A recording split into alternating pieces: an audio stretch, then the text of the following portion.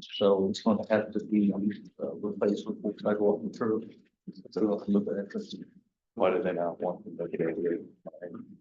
I think we're trying to save money on the current parking lot, expand the parking lot that's there. Okay. Instead of doing the semi-circle they got now.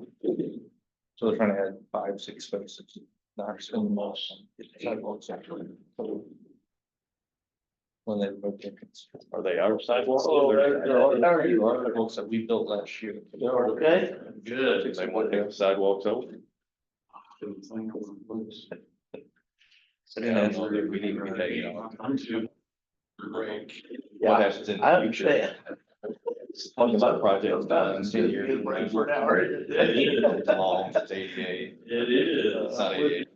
We need it to be. Had one of those days to do that. Yes. Everything. Anyway, I don't know what Mark does, right? This was a different issue. I'll take it once. You're just forwarding complaints from the customer. Got the emails over control, what's planning to do. You get very detailed about it.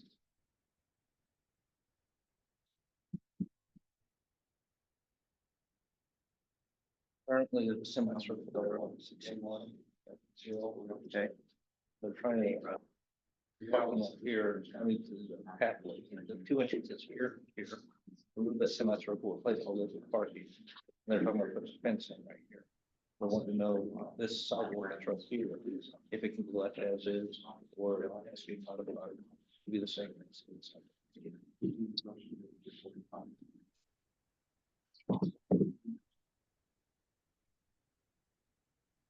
There's someone who puts curb ramps in, that's it. Yeah, they want to. It's gonna be on sidewalk. I mean, I don't see the good rationale for not doing it. But it's gonna be on our transition plan, whatever, you know, fix it. What we're trying to do is get all those types of things off the transition plan by August 27th, 2027. And I don't, other than convenience, I don't. See the great use for Or for policy, but also required. I didn't mention that to them, but I just told them. I mean, we're just one of great links all over the district to take things off our transition plan. I think. Keep it up. Yeah, that's what I. So I appreciate. Do as extensively as possible, as easy as to make it as simple as possible, but that puts us in a situation where the user is not gonna complain. We're gonna have to do. They're gonna have to. We're trying. It's gonna be A real battle. through it last year. Six by eight. It's gotta be feasible.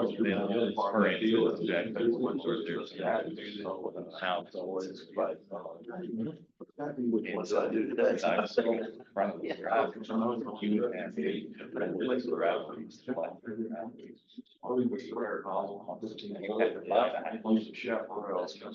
on property. You know, that sounds Yeah. familiar, but I don't. Like your drive. Well, it sounds pretty like something we need to know about.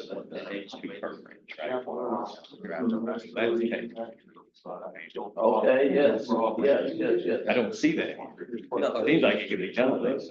Yeah, money thing. Mark, I just sport it to your campaign. Charlie, had emailed Mark and CC myself, so I texted Mark now to take care of the matter. So my picture was first we could put a little square around there. You better jump before we make it with the name. So at least pretty full pass on. Yep. Yep. Well, may still have this. Oh, that thing, yeah. We have to clean it up. Yeah, not see it down.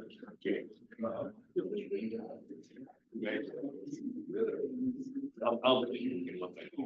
I think working back, I think you're working for us. Yeah, through the course of banks and that box, whatever.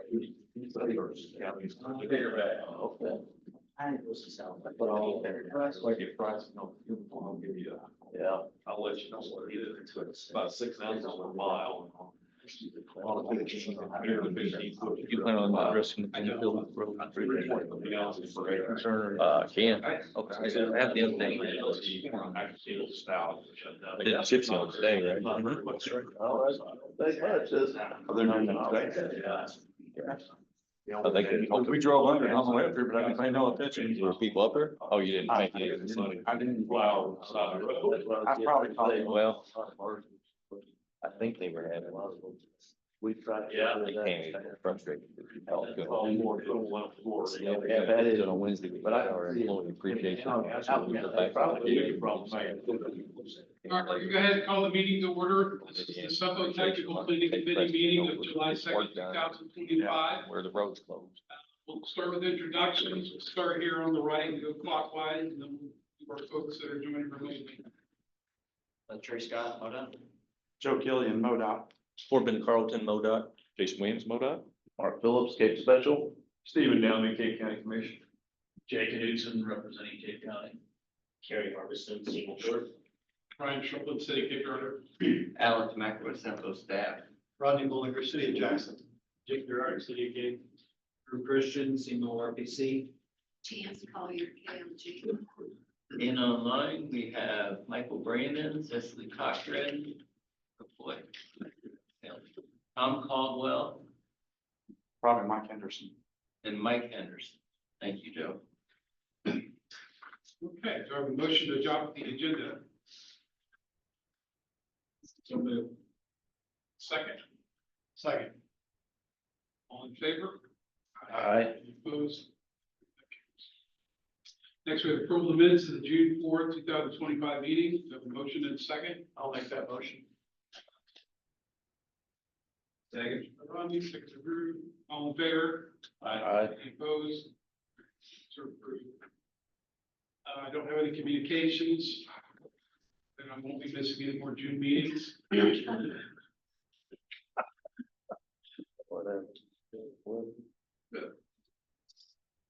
Public comments regarding items not on the agenda. Any?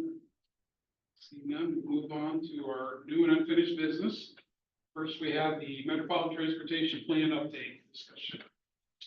So during the month of June, our consultants were working on preparing for task 2.3, which is stakeholder engagement, and task 2.4 being public engagement.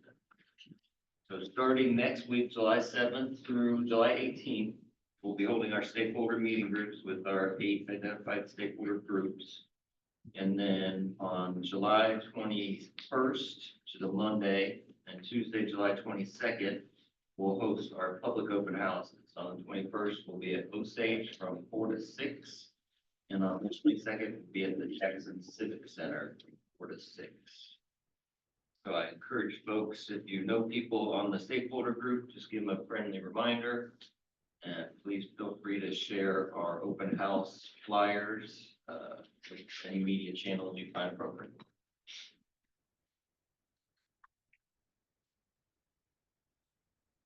Any questions on the Metropolitan Transportation Plan?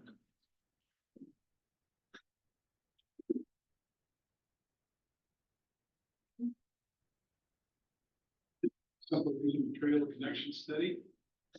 As folks may remember, last month we were working on including an alternate to the middle alignment, being that incorporated in the document. I do have 4 printed copies of the whole draft regional trail connection study. But what I pulled out was more pertinent to any changes that were made. That's the color version that you have. And I'll go through it briefly here. On the first page, page 5, we have the executive summary showing the middle alignment. So the middle alignment, instead of crossing the bridge at 306, it follows 618 up to LaSalle and crosses under the I-55 overpass. Next page that you have is 36 through 38. That's just showing the middle alignment without highlighting the alternative. But you can see under proposed trail, the green going up for the alternative there. And I'm sorry, I apologize, I wasn't at that meeting, but what prompted this, this alternate? In May, when we had public comment period, we received comments regarding an alternate alignment for the middle alignment, where instead of crossing the bridge of 306 over I-55, Public suggested.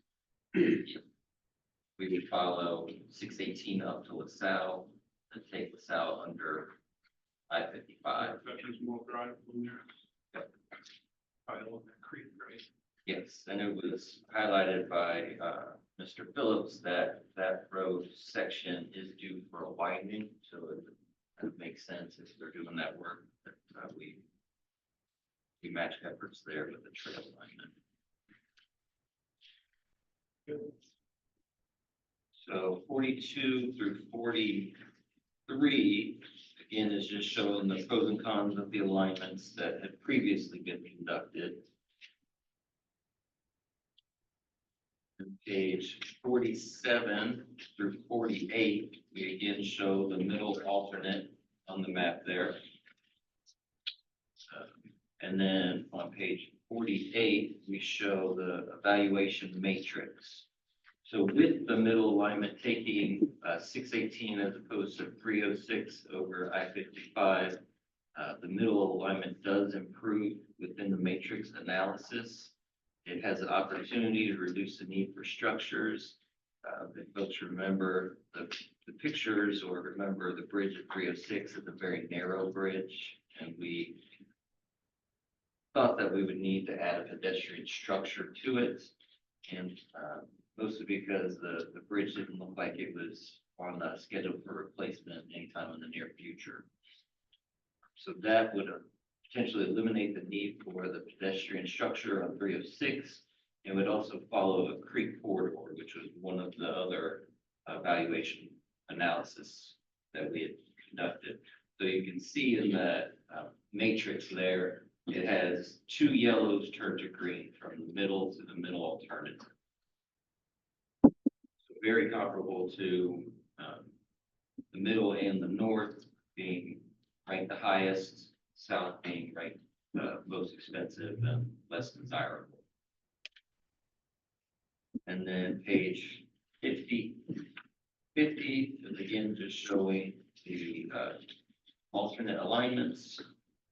And then 58 through 60 is the detail for the middle alternate alignment. It shows the total length, the number of adjacent parcels, number of crossings, bridges, and at-grade crossings. And the final page you have is just a recap of the public outreach that had been conducted.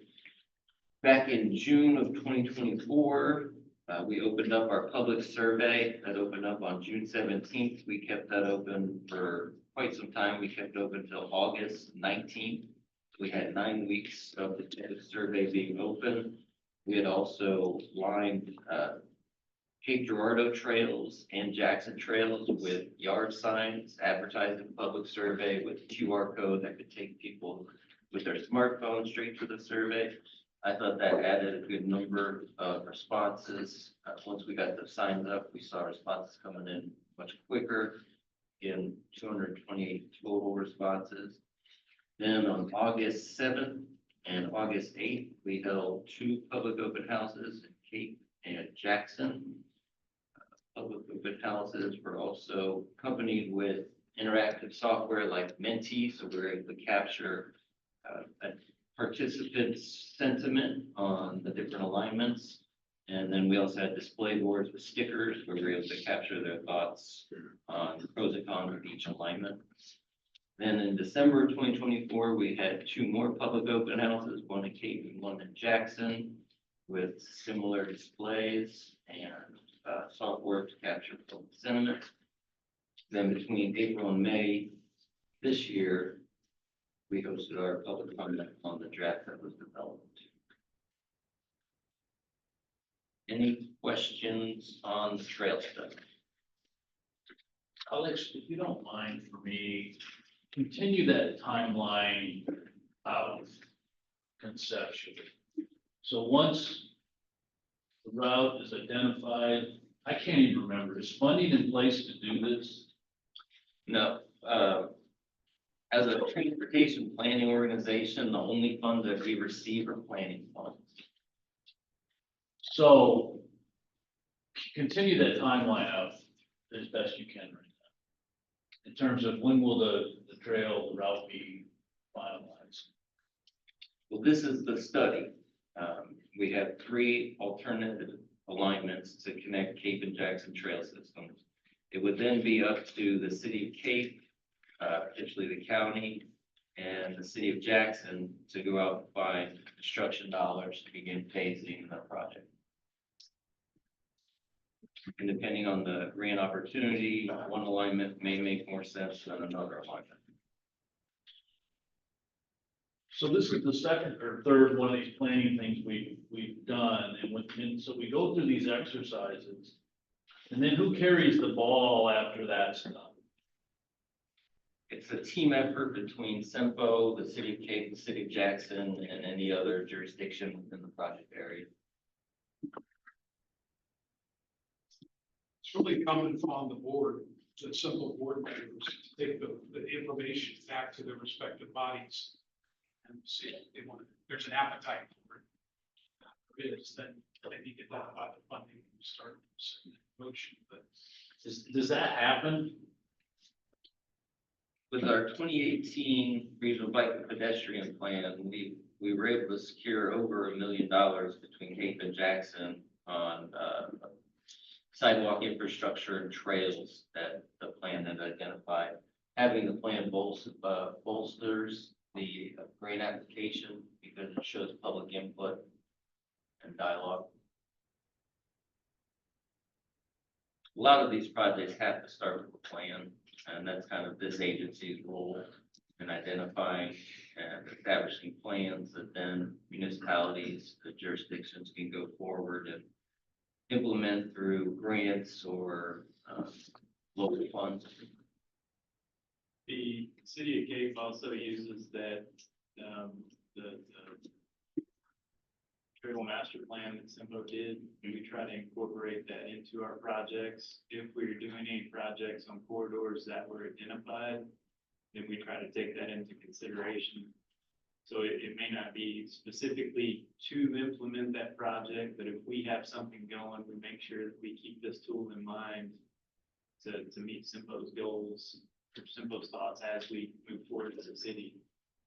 So it's out there and sitting on the shelf. We can grab it when we have chances to. Alex, the middle and the north independents, are those both clearly within the cities of Jackson and Cape? Or are there any parts that are in just Cape County? All of the north, if all of that's in Cape Girardeau or not. I think the middle alternate is completely in Cape until it gets up to 55, Right. and I think that's in Jackson. I'm not sure about the original middle. But, you know, if it's completely in Cape of Jackson, it's really up to those 2 cities then to determine if they want to fund doing their portion of presumably their portion of the train protector. Say somehow work out an agreement for shared cost to do the entire thing. So it could be done in phase. We talked about that before. It really just comes down to the appetite on the part of the governing bodies, if that's something to pursue. But this at least gives them the information to make an informed decision, and it gives them an idea of the relative cost, what would be involved. They can plan for it if they are interested. Okay, any more discussion on the trail study?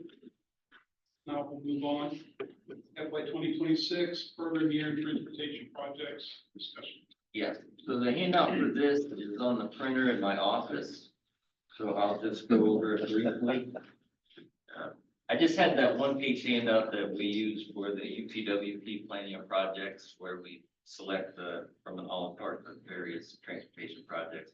But this is just a refresher since it's July and it's the beginning of our program year.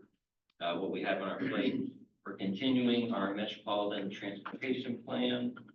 We had 150,000 last year in the budget for that. A portion of that carries over as we complete it this year. We also have 90,000 for a transit enhancement study. Then we'll be doing our TIP update. We're moving to a 2-year cycle on that plan. And then we also have a multimodal freight study. We have 100,000 in for that. And then another project that doesn't have a budget is our general service agreements. Our 2020 agreements are expiring. Need to re-up those and go back out and see who else may be interested. So that's just a quick preview of what to come. I apologize that I don't have the handouts, but I think I emailed it as part of the packet. On the member report, City Cape. TTF 5, the only remaining project we really have is the Main Street, kind of in the north of Red Star area. We have those plans ready. We're just waiting to phase out the construction. We got about a few detours in town, so we want to add to that at the moment. Same with the North Sprigg, from Broadway to Lexington. That is pretty well ready to go out for bid. We're just holding it so we can stage some construction better, so I don't have the entirety of the town shut down, but I can leave some form of detour in place. South Sprigg, Frontenberger is working. They're working with Alliance Water. We are doing a big main replacement as we go along that roadway corridor. So Alliance is getting their work done. Frontenberger is following up and keeping the construction moving from south to north. Berkeley is another one that we're getting close to being done with the design, in-house design. We will hang on to that until it is appropriate for construction. Lexington, starting next week, the contractor Nick Kelly plans to have Lexington Berryville, that intersection shut down pretty well completely. So I think most folks are getting used to that construction there along that intersection.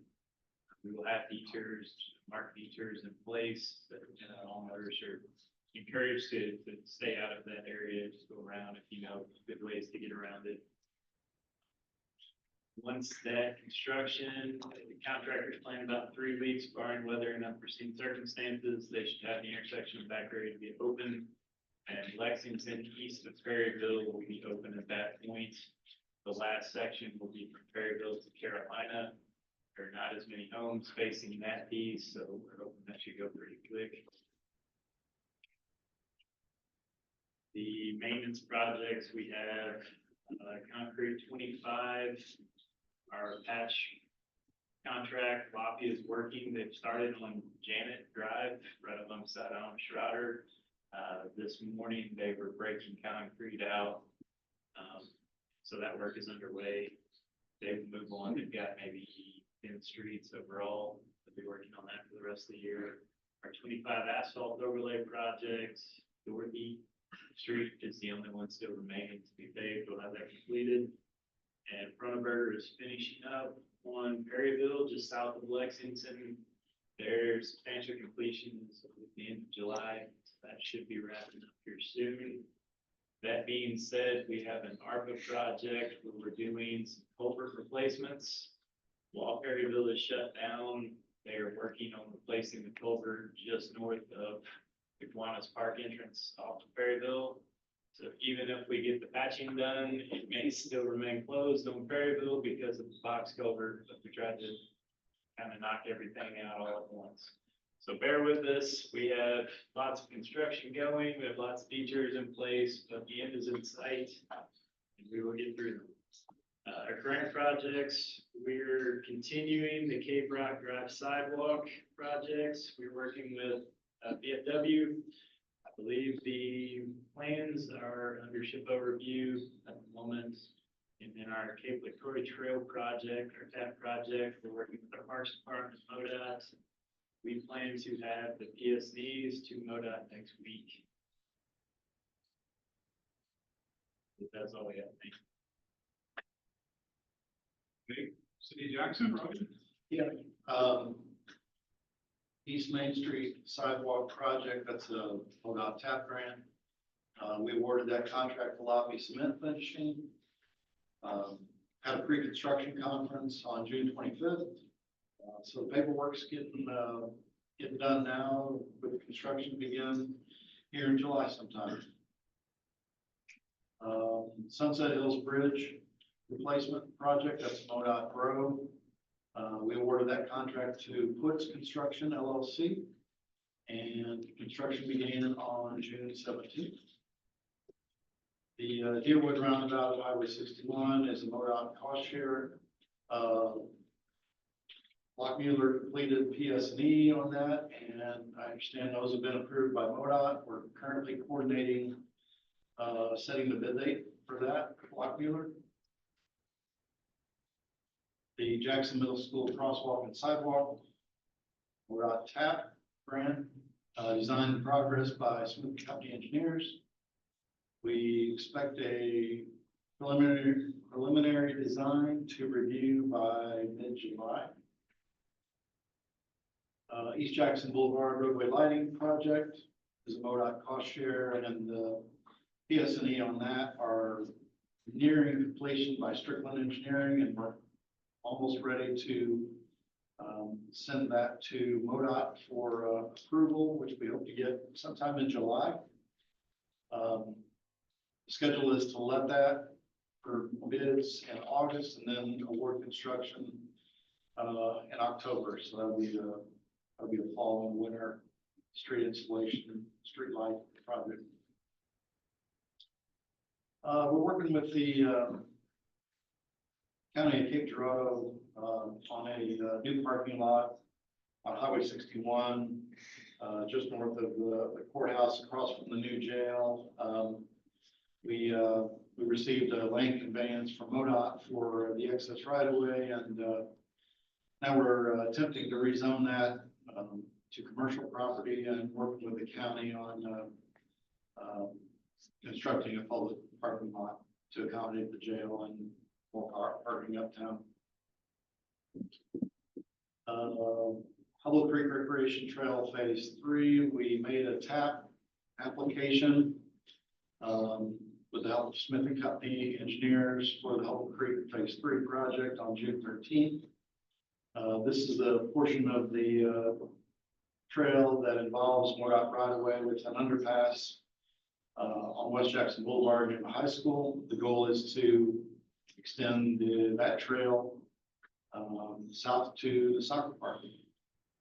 And lastly, our concrete street improvement program is now out to bid.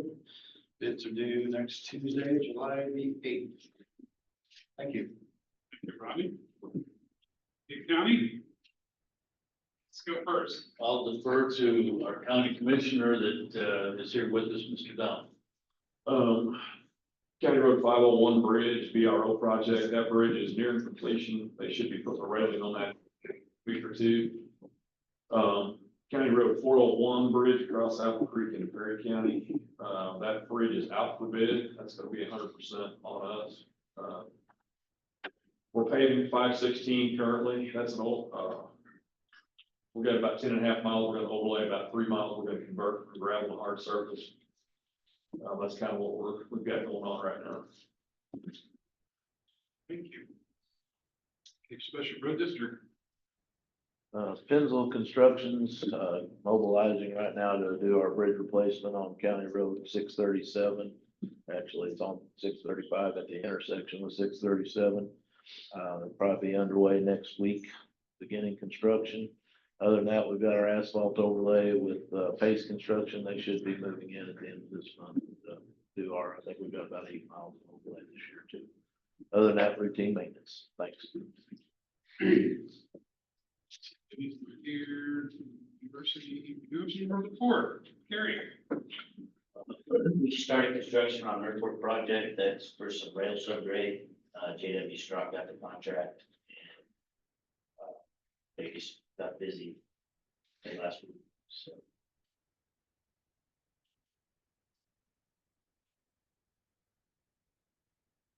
Report to RPC. We're beginning to work. We'll begin working on the tip update now that we're in the new year. We'll also be assisting break plan.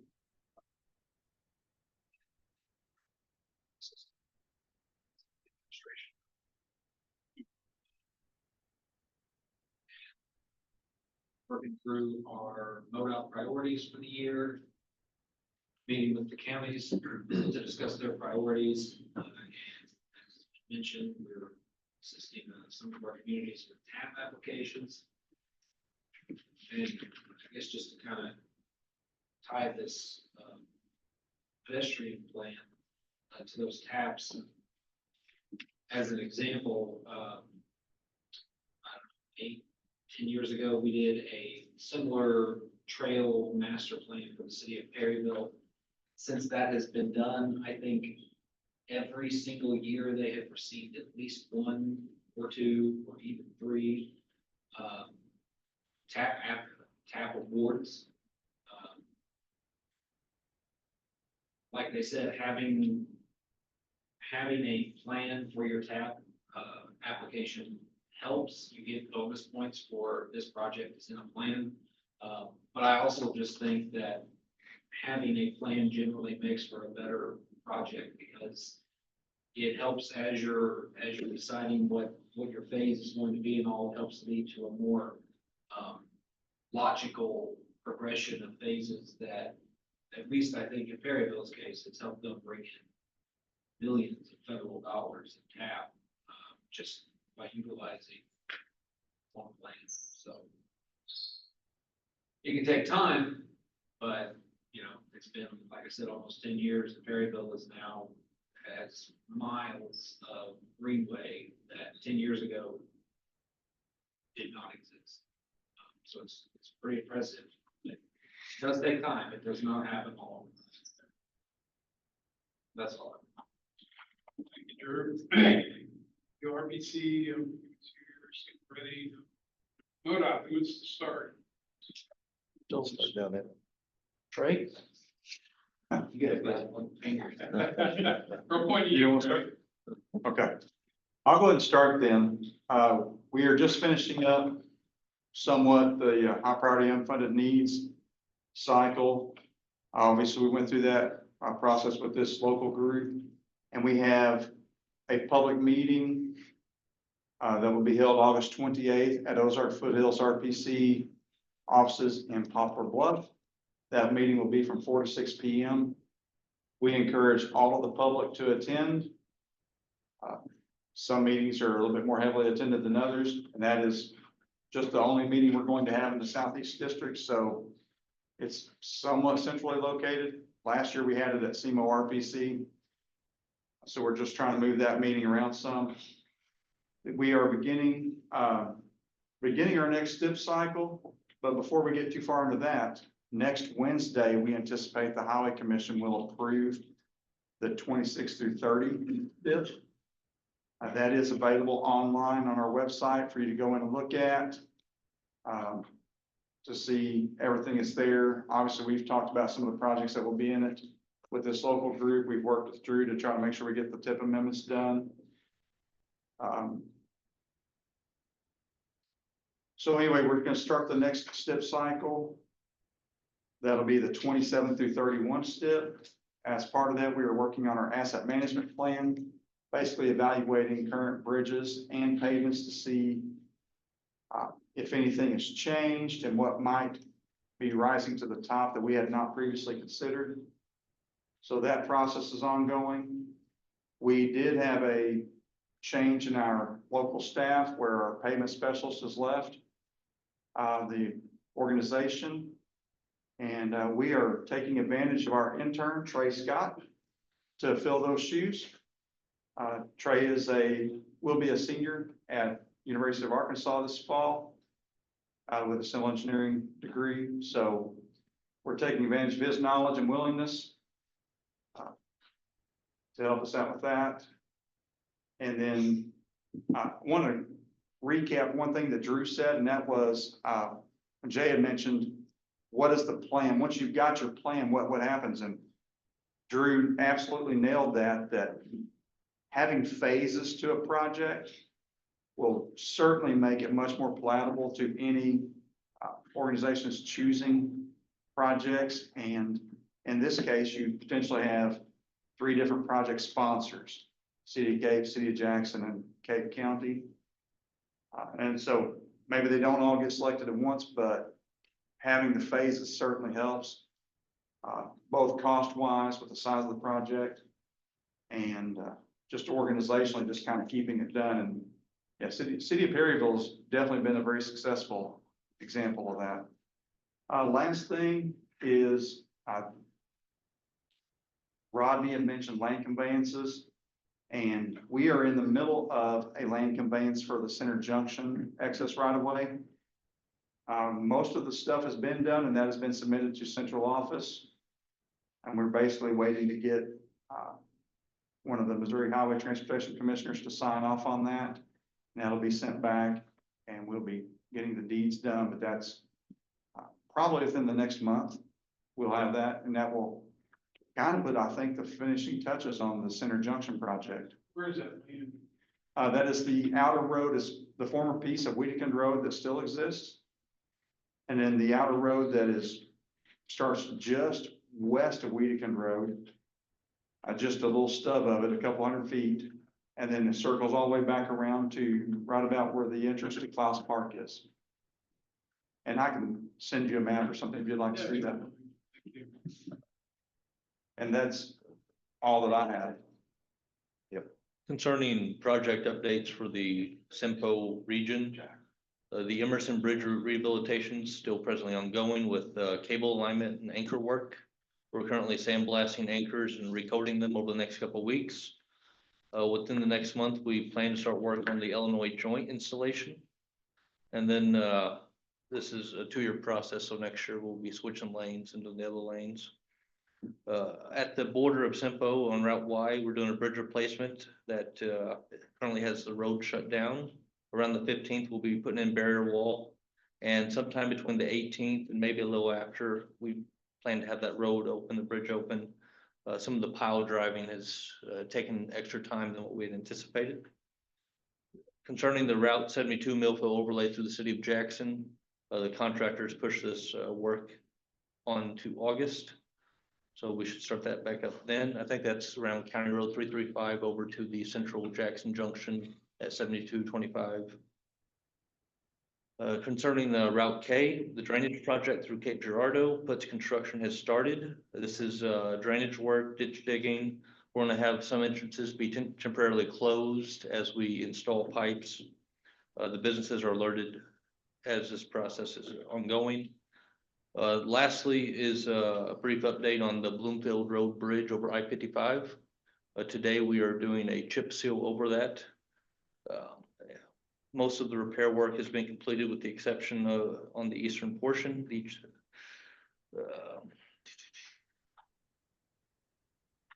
Should I mention anything about programming, or is that just not for this? Okay. What about next year?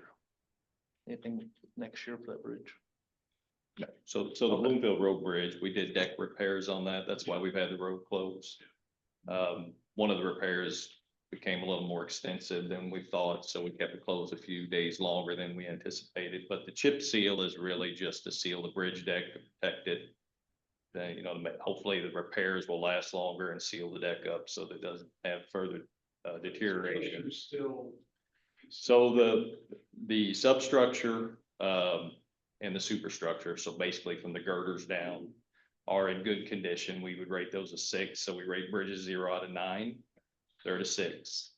The bridge deck is rated a 5, and it may stay a 5. It may raise to a 6 depending on after we do the inspection, after we look at the deck repairs. So, and then there's some settlement going on at the bridge end. So I know folks, you know, we hear that it's rough as you're driving across the bridge, and that's because the approach just beyond the back wall of the bridge abutments is settled a little bit. So we're looking at trying to correct that, but that won't happen with the repairs we're doing now. It's a different type of work. And so we're looking at possibly including some work in our, we've got a resurfacing contract coming up next year on I-55 that basically starts down around, I think, the airport in that area, goes north to exit 105 at Fruitland.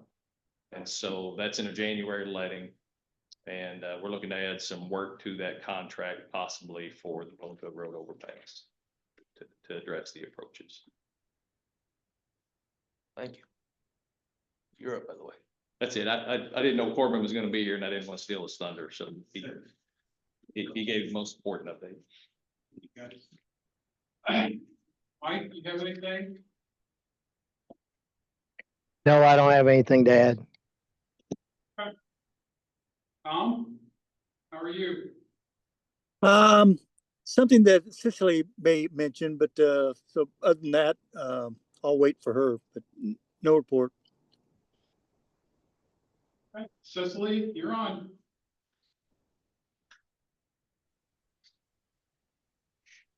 Everyone. I don't have anything necessarily significant to mention. One moment, please. I need to check something just in case.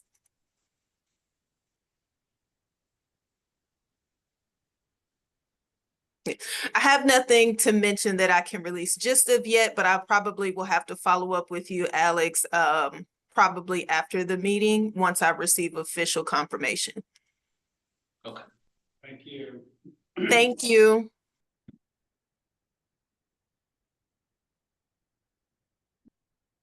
Concludes member reports. We'll move into the staff report. Only thing I have is a reminder or an announcement that our board meeting on the 16th would be at the Sportsplex. Both the Osage and Jackson Civic Center were booked that day. So Parks and Rec opened up the Sportsplex for us. So we'll be in a conference room at the Sportsplex. Just come in and I'll have the receptionist tell you where the meeting room is.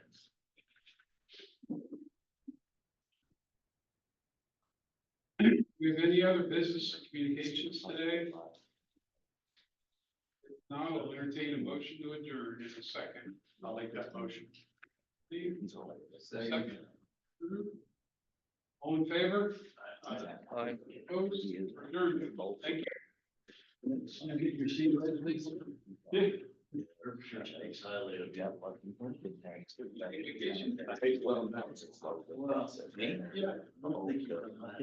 But he is. I think it's